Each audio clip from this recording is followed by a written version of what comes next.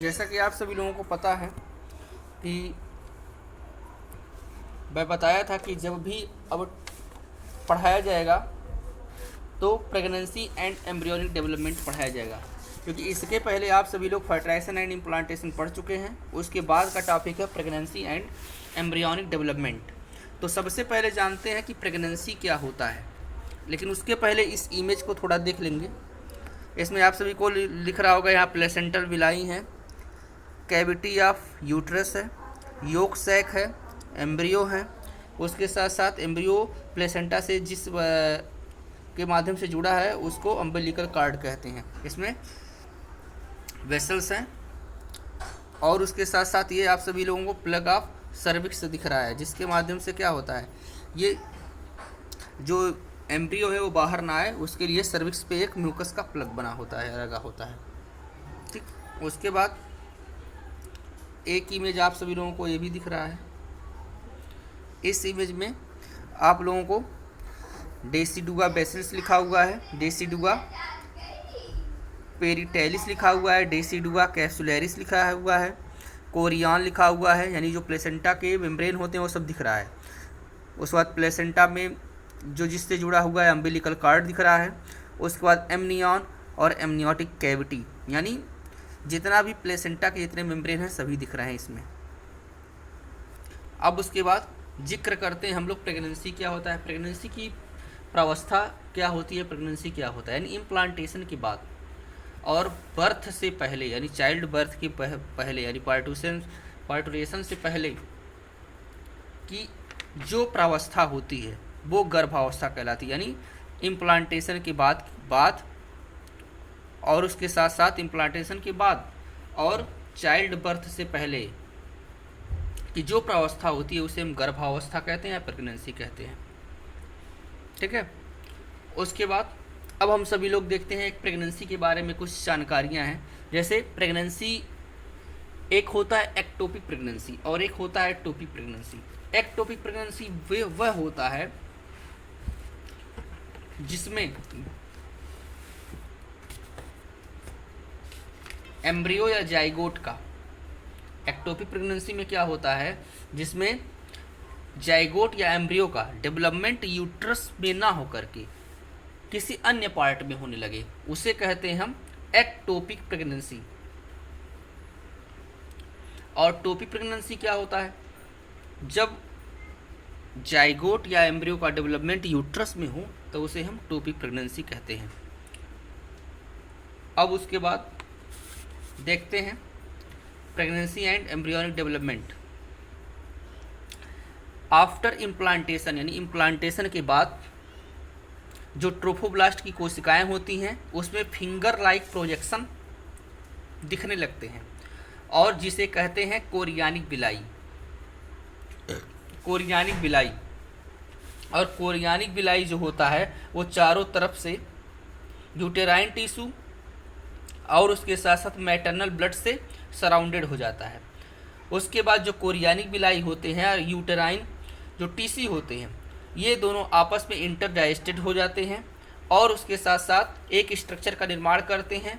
जो स्ट्रक्चर होता है स्ट्रक्चरल एंड फंक्शनल यूनिट होता है किसके बीच में, एम्ब्रियो और उसके साथ मैटरनल बॉडी के बीच में, जिससे प्लेसेंटा नाम दिया जाता है। यानी कोरियानिक बिलाई और यूटेराइन टिश्यू ये दोनों आपस में जुड़ जाते हैं, जुड़ने के बाद एक दूसरे में इंटरकनेक्टेड हो जाते हैं और ये स्ट्रक्चरल एंड फंक्शनल यूनिट की तरह कार्य करते हैं फोइटस और उसके साथ साथ मैटरनल बॉडी के बीच में, जिसे प्लेसेंटा नाम दिया जाता है। यानी इन दोनों के बीच में प्लेसेंटा का निर्माण होता है। उसके बाद अब देखते हैं प्लेसेंटा क्या करता है। जो प्लेसेंटा होता है वो facilitate the supply of oxygen nutrients to the embryo and also removal carbon dioxide and excretory waste material produced by the embryo। यानी जो प्लेसेंटा होता है वो क्या करता है, सप्लाई करता है ऑक्सीजन का और न्यूट्रिएंट्स मटेरियल का माता के ब्लड से एम्ब्रियो के ब्लड में, और उसके साथ साथ जो वेस्ट प्रोडक्ट होता है जैसे कार्बन डाइऑक्साइड, एक्सक्रीटरी मटेरियल, उन्हें बाहर निकालने का भी काम करता है। और उसके साथ साथ जो प्लेसेंटा होता है माता के बॉडी से, यानी प्लेसेंटा जो होता है, placenta is connected to the embryo through umbilical cord, यानी जो प्लेसेंटा होता है वो माता के यूट्रस से, या ऐसे कह सकते हैं जो प्लेसेंटा होता है वो एम्ब्रियो से अम्बिलिकल कार्ड द्वारा जुड़ा होता है, अम्बिलिकल कार्ड द्वारा जुड़ा होता है। और अम्बिलिकल कार्ड क्या करता है? ट्रांसपोर्ट ऑफ सब्सटेंसेज, यानी सब्सटेंसेस के ट्रांसपोर्ट में हेल्प करता है जो एम्ब्रियो तक पहुंचता है। फिर उसके बाद प्लेसेंटा जो होता है वो एंडोक्राइन टिश्यू की तरह भी कार्य करता है, यानी एंडोक्राइन टिश्यू की तरह कार्य करता है, यानी अंतःस्रावी ऊतक की तरह भी कार्य करता है। यानी ये भी क्या करता है? विभिन्न प्रकार के हार्मोन स्रावित करता है। विभिन्न प्रकार के हार्मोन स्रावित करता है, लाइक जैसे ह्यूमन कोरियानिक गोनाडोट्रोपिन यानी HCG, human placental lactogen HPL, estrogen, progesterone ETC। और उसके साथ साथ प्रेगनेंसी के बाद in the later phase of pregnancy एक हार्मोन निकलता है और रिलैक्सिन, और जो किसके द्वारा? ओवरी के द्वारा सिक्रेट किया जाता है। और उसके साथ साथ रिलैक्सिन प्लेसेंटा के माध्यम से भी रिलीज किया जाता है। और यहाँ पर हमें याद रखने योग्य एक बात है, कि HCG यानी human chorionic gonadotropin and HPL यानी ह्यूमन प्लेसेंटल लैक्टोजन और उसके साथ साथ रिलैक्सिन, ये तीनों स्त्री में यानी फीमेल में प्रेगनेंसी का सूचक होता है। और जब भी ग्रेविड बॉक्स में टेस्ट होता है तो ह्यूमन कोरियानिक गोनाडोट्रोपिन हार्मोन के कारण ही प्रेगनेंसी का पता चलता है। और उसके साथ साथ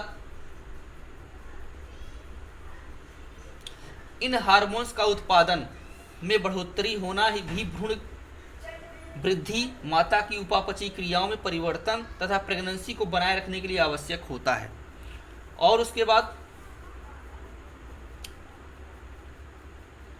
इम्प्लांटेशन के तुरंत बाद जो अंदर की कोशिकाएं होती हैं, वो जो अंतर कोशिकाएं होती हैं वो बाहर की ओर एक्टोडर्म यानी बाहरी स्तर एक्टोडर्म और अंदर का जो स्तर होता है एंडोडर्म का निर्माण करती हैं, या विभेदित हो जाती हैं, दो पार्ट में विभेदित हो जाती है, अंदर का एंडोडर्म, बाहर का एक्टोडर्म। और उसके साथ साथ कुछ समय बाद इनके बीच में एक मध्य स्तर मीजोडर्म का निर्माण हो जाता है। ये तीनों जो स्तर होते हैं वयस्क में सभी ऊतकों या अंगों का निर्माण करते हैं। यहाँ यह उल्लेख करना आवश्यक है कि अंतर कोशिका समूह में कुछ निश्चित तरह की कोशिकाएं होती हैं जिन्हें स्टेम सेल कहते हैं, और स्टेम सेल में वो क्षमता होती है जो सभी अंगों तथा ऊतकों का निर्माण कर सकती हैं। और उसके साथ साथ जो प्रेगनेंसी का समय होता है मनुष्य में वो 9 महीने का होता है। और उसके साथ साथ कुत्ते, हाथी और बिल्लियों में पूछा गया है कितना होता है। तो यहाँ इस इमेज के माध्यम से आप सभी लोग देख सकते हैं, इसमें कैट का दिया है 52 से 65 डेज, डॉग का 60 से 65 डेज, एलिफेंट का दिया है 600 से 650 डेज। अब उसके बाद देखते हैं कि जब एम्ब्रियोनिक डेवलपमेंट होता है तो उसमें किस महीने में एम्ब्रियो में किस चीज़ का निर्माण होता है, वो NCERT के माध्यम से बताया गया है। लिखा हुआ है कि मानव में 1 महीने की प्रेगनेंसी के बाद भ्रूण का हृदय निर्मित होता है, और एक बढ़ते हुए भ्रूण का पहला संकेत स्टेथोस्कोप से उसके हृदय की धड़कनों को ध्यानपूर्वक से सुना जा सकता है। यानी पहले महीने बाद हार्ट का निर्माण होता है, हृदय का निर्माण होता है, हृदय के धड़कनों को हम स्टेथोस्कोप की सहायता से सुन सकते हैं। उसके बाद प्रेगनेंसी के दूसरे माह के अंत तक भ्रूण में पाद यानी पैर और अंगुलियां विकसित हो जाती हैं। 12वें सप्ताह यानी पहली तिमाही यानी फर्स्ट ट्राइमेस्टर के अंत तक लगभग सभी प्रमुखांग तंत्रों की रचना हो जाती है।